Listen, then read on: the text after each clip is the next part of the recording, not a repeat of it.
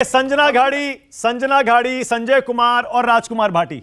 संजना घाड़ी आपकी पार्टी के नेता संजय राउत क्यों बार बार ये आरोप लगा रहे हैं कि मुख्यमंत्री बदलने वाला है? क्या स्ट्रैटेजी है, क्या गेम प्लान क्या है इस बगावत के पीछे? एक हमारी पार्टी की प्रवक्ता है सुषमा अंधारे जी, उनका कल एक ट्वीट था जो मुझे बहुत पसंद आया, वो आपको बताती हूँ। एक चुटकी सिंदूर की कीमत, जो डायलॉग है उसके ऊपर बताए, एक पेज एड की कीमत तुम क्या जानो एकनाथ बाबू।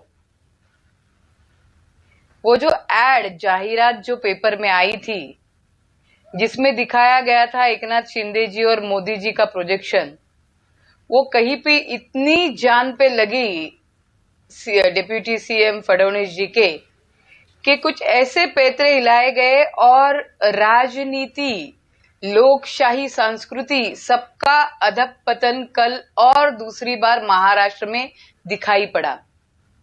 मेरी सम्माननीय भाजपा की प्रवक्ता बहुत अच्छी तरह से उन्होंने अपने मुद्दे रखे हैं, बहुत प्रभावशाली तरीके से झूठ बोलो पर बहुत सफाई से बोलो, इस तरह से उन्होंने अपने मुद्दे लोगों के सामने रखे।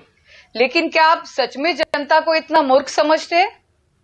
कल तक जो फडणवीस जी बोल रहे थे, आपत धर्म नाही, श्वासत धर्म नाही, कोणत्याही परिस्थितीत राष्ट्रवादी बरोबर नहीं, वो अजित दादा जी के साथ सुबह युति करते हैं। वो टूटने के बाद आज फिर से एकनाथ शिंदे जी को तोड़ने के बाद फिर से अजित दादा को एक बार फिर से आजमाया जाता है। तो क्या जब बीच के पीरियड में जब शिवसेना राष्ट्रवादी के साथ गई तब शिवसेना ने हिंदुत्व छोड़ दिया है, ये चिल्लाने वाले लोग आज उसी राष्ट्रवादी को साथ लेके आगे बढ़ रहे हैं। तो आपका हिंदुत्व किस तरीके का है? क्या ये महाराष्ट्र की जनता, देश की जनता देख नहीं रही? इन्होंने अभी आपको बताया भ्रष्टाचार, मैं बताती हूँ आपको सिंपल नीति क्या है। जेपी नड्डा जी ने, जो आपके प्रदेश अध्यक्ष है भाजपा के, उन्होंने अपनी नीति बहुत पहले महाराष्ट्र में आके बता दी थी कि पूरे भारत देश में कहीं भी विरोधी पक्ष जीवित ही नहीं रखने हैं। ये कौन सी घटनात्मक, कौन सी डेमोक्रेसी की बात कर रहे, कौन से कॉन्स्टिट्यूशन की बात कर रहे, कौन सा नया कॉन्स्टिट्यूशन लाने का प्रयास कर रही है भाजपा? मतलब जो बिकता है उसे खरीदो, जो डरता है उसे डराओ, और जो साथ आए उन्हें साथ लो या फिर साथ आओ या जेल में जाओ। ये सादे और सिंपल सूत्र भाजपा अपना रही है, केंद्र सरकार अपना रहा है। ओके, संजू वर्मा आपका जवाब दे रही है। Income tax, ED, in okay, सभी संजू वर्मा जवाब दे रही है। केंद्रीय निवडणूक। संजू बोलिए, आपकी बारी है। मानक जी, मैं वापस कुछ पंक्तियां बोलना चाहूंगी। विपक्ष की जो यहाँ पर उद्धव सेना की नेत्री बैठी हैं और एनसीपी के जो पैनलिस्ट हैं, और बड़े ध्यान से सुनिए। मुझे आप लोगों पर आज तरस आ रहा है, नाराजगी नहीं है। वो जो कहते हैं ना, बड़े बेआबरू होकर तेरे कूचे से हम निकले, बड़े बेआबरू होकर तेरे कूचे से हम निकले, बहुत मेरे अरमान निकले लेकिन फिर भी कुछ कम निकले।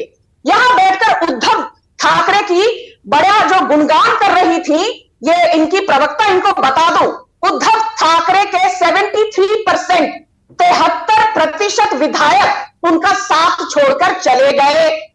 उद्धव ठाकरे को इलेक्शन कमीशन ने जो ओरिजिनल शिवसेना का बो एंड एरो सिंबल था वो उद्धव ठाकरे को ना देकर एकनाथ शिंदे को दिया।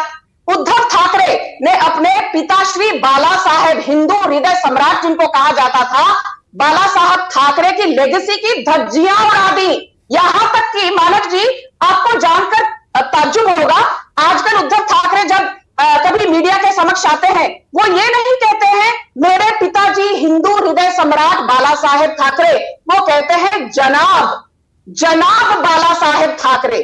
तो ये जो शिवसेना की जर्नी रही है 1966 से लेकर 2023 तक, आपने आदरणीय हिंदू हृदय सम्राट बाला साहेब ठाकरे की पहचान को जनाब बाला साहेब ठाकरे बना दिया। शर्म करो। सबसे बड़ी बात, इलेक्शन कमीशन ने जब बो एंड एरो सिंबल दिया था एकनाथ शिंदे को, आपको पता है शिवसेना ने क्या कहा था? जो उद्धव सेना का गुट है, उन्होंने कहा था हमारे शिवसेना के, उद्धव सेना के कॉन्स्टिट्यूशन के तहत 2018 में हमने अमेंडमेंट की है उसके तहत जो लोग उद्धव सेना को छोड़कर एकनाथ शिंदे के पास गए हैं उनको डिस्क्वालीफाई किया जाए। और इलेक्शन कमीशन ने फरवरी 2023 में bow and arrow symbol Eknath Shinde को देते हुए कहा कि जहां पर 2/3 विधायक एक पार्टी को छोड़कर कहीं और चले जाते हैं तो SR Bommai versus union of India के तहत एंटी डिफेक्शन लॉ लागू नहीं होता। इसीलिए संजय कुमार और राजकुमार भाटी एकनाथ शिंदे